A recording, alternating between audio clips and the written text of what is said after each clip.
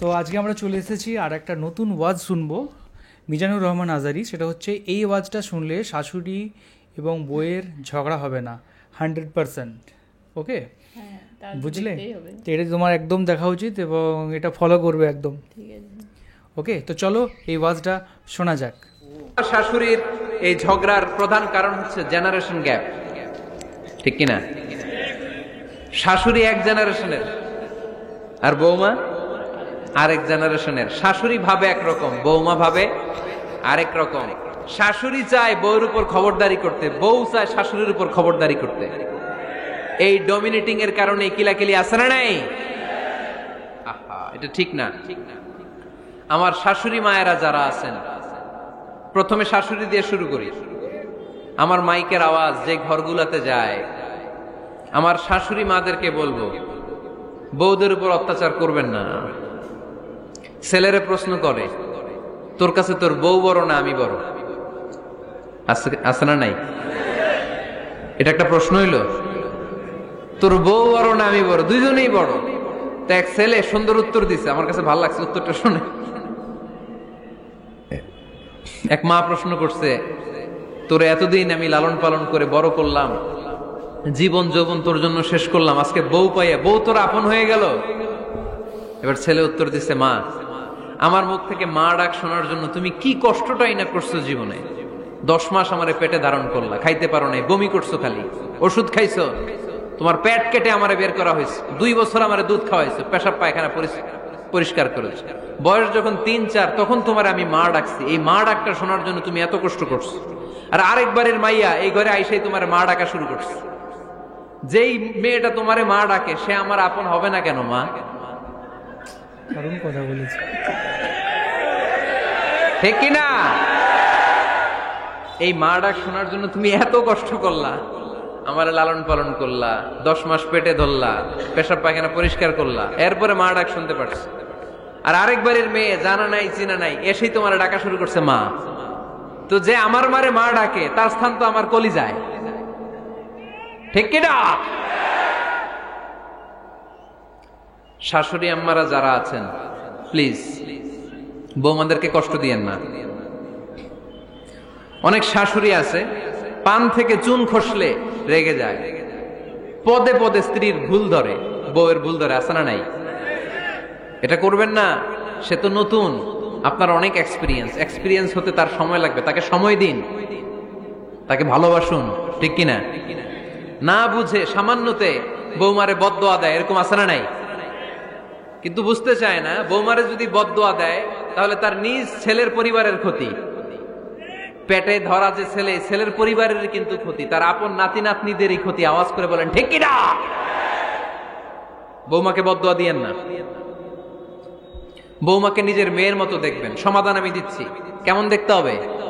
নিজের মেয়ের মতো। নিজের মেয়ে সকালে ঘুম থেকে ওঠে 11টা, ওইটা সমস্যা নাই। বৌমা কেন উঠলো না, ওইখানেই ঝামেলা, আছে না নাই?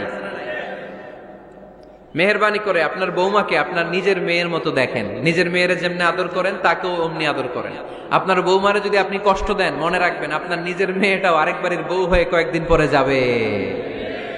আপনি যা যা করবেন আপনার মেয়েকেও তারা ওই রকম কষ্ট দিয়ে বাড়িতে ফিরিয়ে দিবে। চিল্লায় বলেন ঠিক কিনা? খবরদার, টিট ফর ট্যাট। ইট্টি মারলে পাটকেলটি খেতে হয়। এজন্য শাশুড়ি আম্মা জানারা যারা আছেন, বৌমার সাথে খারাপ আচরণ করবেন না মেহেরবানি করে। তাকে আপনি কষ্ট দিলে আপনার নিজের মেয়েটাও আরেক বাড়ির বৌমা হবে, সেও ওই বাড়িতে এই কষ্টগুলো ভোগ করবে। এগুলো যখন আপনি শুনবেন তখন আপনার চোখ দিয়ে পানি পড়বে কি পড়বে না? পড়বে। এবার আসেন বৌমার কথা বলি। বৌমা যারা আছেন মেহেরবানি করে, বৌমা যারা আছেন মেহেরবানি করে আপনার শাশুড়ি আম্মাকে নিজের মায়ের জায়গায় রাখবেন। আপনার বাড়ি ছেড়ে নতুন বাড়িতে আসছেন, তো এটাই তো আপনার বাড়ি। আপনার মা রেখে দিয়ে নতুন মা পাইছেন, এটাই তো আপনার মা। তো ওনাকে মায়ের জায়গায় বসাতে আপনার সমস্যাটা কোথায়? বৌমারা খেয়াল রাখবেন, আপনি আপনার শাশুড়ির সাথে যে আচরণটা করতেছেন, আপনার শেষ বয়সে আপনার ছেলের বিয়ে দেওয়ার পরে যে বৌমাটা আসবে ওই আচরণই আপনাকে ফিরিয়ে দিবে। The nature has its own return. প্রকৃতির একটা মাইর আছে, এটা শেষ মাইর, এটা শেষ খেলা। প্রকৃতির খেলা বড় খেলা। আপনি আপনার শাশুড়ির সাথে যে আচরণ করবেন, আপনার শেষ বয়সে আপনিও একদিন শাশুড়ি হবেন, এটা মাথায় রাখবেন। ওই আচরণই আপনি ফিরে পাবেন। আওয়াজ করে বলতে হবে, ঠিক কিনা? এজন্য 9 নাম্বার পয়েন্টস হচ্ছে মিউচুয়াল রেসপেক্ট। সবাই যেন সবাইকে ভালোবাসি। দোষ ছাড়া মানুষ নাই, সবার দোষ আছে। আমরা যেন একে অন্যের দোষ না খুঁজি। বৌমারা, আপনাদের কেন যদি আমার মাইকের আওয়াজ যায়, অল্প কিছু টেকনিক অবলম্বন করলে আপনি আপনার শাশুড়ির মন জয় করতে পারবেন। শাশুড়িরা আসলে বেশি কিছু চায় না, আগের জামানার মানুষ তো, এদেরকে ওইভাবে হাত করতে হবে। মাঝে মাঝে একটু শাশুড়ির মাথায় তেল দিয়ে দেন, চুলে তেল দিয়ে দিবেন আর কি, মাঝে মাঝে চুল আশ্রয় দিবেন, এগুলো কিন্তু খুব পছন্দ করে শাশুড়িরা। ওনার প্রেশারটা একটু মেপে দিবেন, ডায়াবেটিক্সের ওষুধটা খাইলো কিনা সময় মতো খোঁজ নিবেন, কি পছন্দ করে খেতে একটু রান্না করে দিবেন। যেই বক্তার ওয়াজ শুনতে পছন্দ করে ওই বক্তার ওয়াজগুলো ডাউনলোড করে শাশুড়ি আম্মাকে দিবেন, ইসলামী বই দিবেন। দেখবেন বয়স্ক নারীরা মাহফিল যেতে খুব পছন্দ করে, ওয়াজ শুনতে খুব পছন্দ করে, নবীদের কাহিনীগুলো শুনতে পছন্দ করে।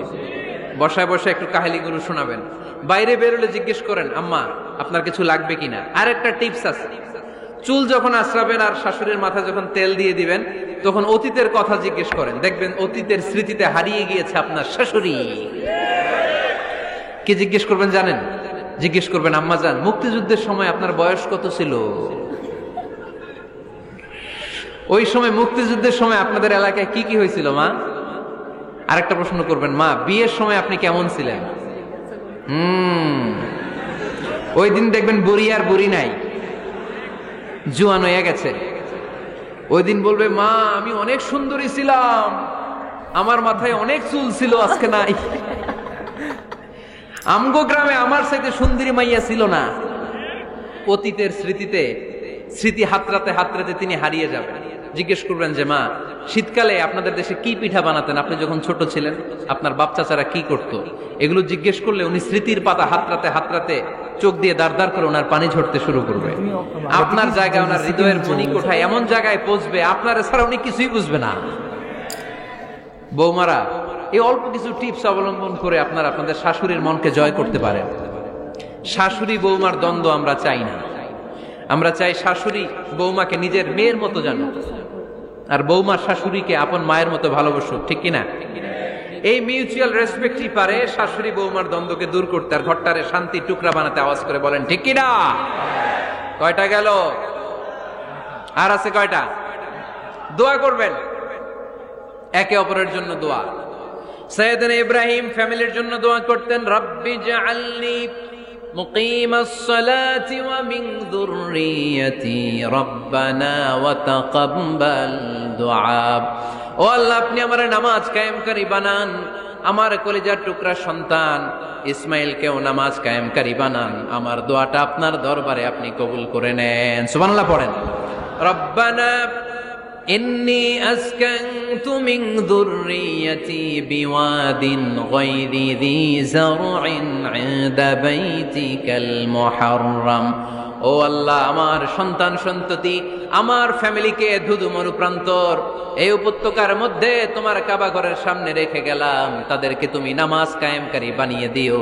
গোটা বিশ্বের সব মানুষের অন্তর আমার ফ্যামিলির দিকে আল্লাহ তুমি ঝুঁকিয়ে দিও। ওয়ারযুকহুম মিনাস সামারাত, ফলমূল দিয়ে আল্লাহ তুমি তাদেরকে রিজিকের ব্যবস্থা করে দিও। তার মানে সব নবীরা তাদের পরিবারের সদস্যদের জন্য দোয়া করতেন কি করতেন না? আবার কোরআন আমাদেরকে শিখালো, রব্বানা হাব লানা মিন আজওয়াজিনা ওয়া মিন যুররিয়াতিনা কুররাতা আ'য়ুন ওয়াজআলনা লিল মুত্তাকিনা ইমামা। ও আল্লাহ, এমন নেককার সন্তান, এমন নেককার স্ত্রী আপনি আমাকে দান করেন যাদের দিকে তাকালে আমার চোখ দুইটা ঠান্ডা হয়ে যায়। চক্ষু শীতলকারী স্ত্রী দেন। বিয়ে যাদের হয় নাই, ইয়াং ছেলেরা এই দোয়াটা করবা। বিয়ের জন্য দোয়ার দরকার আছে না নাই? প্রতিদিন এই দোয়া করবা, আল্লাহ এমন স্ত্রী দেন, এমন জীবন সঙ্গিনী আপনি আমাকে দেন, এমন লাইফ পার্টনার দেন যার দিকে তাকালে আমার চোখ জুড়িয়ে যায়। এমন সন্তান আল্লাহ আপনি আমার ফ্যামিলিতে দেন যাদের দিকে তাকালে আমার চোখ দুইটা ঠান্ডা হয়ে যায়। নেককার সন্তান, নেককার স্ত্রী আল্লাহর কাছে দোয়া করে চেয়ে নিতে হয়। তাহলে ফ্যামিলি মেম্বার একে অপরের জন্য দোয়ার দরকার আছে না নাই? বাবা দোয়া করবে ছেলের জন্য, ছেলে করবে বাবার জন্য, মা দোয়া করবে মেয়ের জন্য, মেয়ে করবে মায়ের জন্য, ভাই করবে বোনের জন্য, বোন করবে ভাইয়ের জন্য। দোয়ার দরকার আছে না নাই? দোয়া করবেন সবাই সবার জন্য। এই যে কোরআনের বঙ্গানুবাদ পাওয়া যায় না এখন, কথা বলেন। স্মার্টফোন আছে কার কার দেখি? হ্যাঁ, কারা কারা স্মার্ট দেখি? হাজার হাজার স্মার্ট, মাশাআল্লাহ। এই স্মার্টফোনের ভেতরে আল কোরআন নামে বাংলায় কোরআনের একটা অ্যাপস পাওয়া যায়, কথা বলেন, পাওয়া যায় কি যায় না? আজকে থেকে এই অ্যাপসটা ডাউনলোড করে প্রতিদিন 1 আয়াত 2 আয়াত 3 আয়াত করে পড়া শুরু করে দেন। বাঁচতে হলে পড়তে হবে, বাঁচতে হলে জানতে হবে, ঠিক কিনা? এই স্লোগান আমাদেরকে শিখায়। এই স্লোগান তো আল্লাহ, এই স্লোগান দিয়েই তো আল্লাহ কোরআন শুরু করছে, ইকরা বিসমি রাব্বিকাল্লাযী খালাক। বাঁচতে হলে জানতে হবে, বাঁচতে হলে পড়তে হবে, পড়ার কোনো বিকল্প নাই। আওয়াজ করে বলেন ঠিক কিনা? সুজানগরের রায়েরা, মোবাইলের অ্যাপসের ভিতরে আমরা কোরআন রাখতে রাজি আছি তো সবাই? হাদিসের অ্যাপস ডাউনলোড করতে রাজি আছি তো? বাস রাজি আছি, ডাউনলোড করে রাইখা দেবো, আর কেউ পড়বো না নাকি?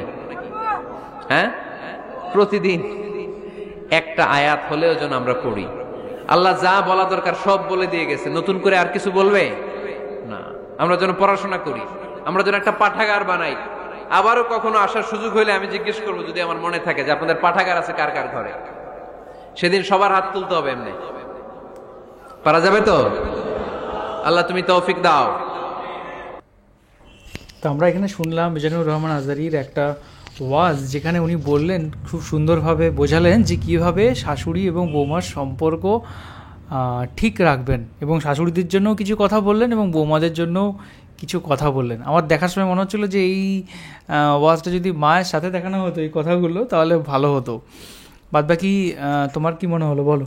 হ্যাঁ, আমারও দেখে খুব ভালো লাগলো যে শাশুড়ি বৌমার ঝগড়া হবে না, কি কি টিপস ফলো করলে, সেগুলো দেখে খুব ভালো লাগলো। আর সত্যি যে কথাগুলো বলেছেন সেগুলো পুরো ঠিক বলেছেন। শাশুড়ি এক জেনারেশনের আর বৌমা এক জেনারেশনের, সবসময় মতের মিল অমিল, সবসময় মানে একজনের যদি মিল হয় আরেকজনের অমিল হবে, আবার কোনো কোনো সময় দুজনেরই মিল হবে। তার জন্য যাতে ঝগড়া না হয়, কোনো কোনো সময় যদি অমিল হয়, তখন শাশুড়িকে বৌমাকে বোঝাতে হবে, বৌমাকে শাশুড়িকে বোঝাতে হবে। আর যদি শাশুড়ি যখন মানে কোনো টাইমে যখন শাশুড়ির মাথা গরম হয়ে যাবে, তখন বৌমাকেই শান্ত করতে হবে। আবার শাশুড়ির মন ভালো রাখা। কিভাবে শান্ত করো তুমি? আমি তো নানা রকম কোশ্চেন জিজ্ঞাসা করি, যে তুমি ছোটোবেলায় কেমন ছিলে, তোমার যখন বিয়ে হয়েছিল তখন কি কি কাজ করতে, তোমার কি কি জিনিস পছন্দ, ছোটোবেলায় তুমি মানে কেমন করে স্কুল যেতে, ছোটোবেলায় তোমার কি কি ভালো লাগতো, এইসব আমি প্রায়ই আমার শাশুড়িকে জিজ্ঞাসা করি। আর উনিও আমাকে জিজ্ঞাসা করেন। আমাদের একটা শাশুড়ি বৌমার পুরো বন্ধুত্বের মতো সম্পর্ক হয়ে গেছে। ওনার ভিডিও বানাতে খুব ভালো লাগে, তার জন্য আমি ভিডিও আমরা একসাথে বানাই, উনি প্রচুর মজা পান। মানে শাশুড়ির যে মানে প্রতিটা যে বিষয়, যে মনের যে চিন্তা, সেগুলো কিন্তু কিছু কিছু আগের, কিন্তু এখনের মতো যদি আমরা মানে আপডেট করার চেষ্টা করি যে ওনাদের মনটাও, তাহলে ওনাদের মনটাও আপডেট হয়ে যাবে। একদমই। মানে তার সাথে একটা, তাকে শাশুড়ি শাশুড়ি ভাবা চলবে না, তার সাথে একটা বন্ধুত্বের মতো আচরণ করতে হবে। মাসি মনে করো? হ্যাঁ, আমি মাসি মনে করি আমি আমার শাশুড়িকে।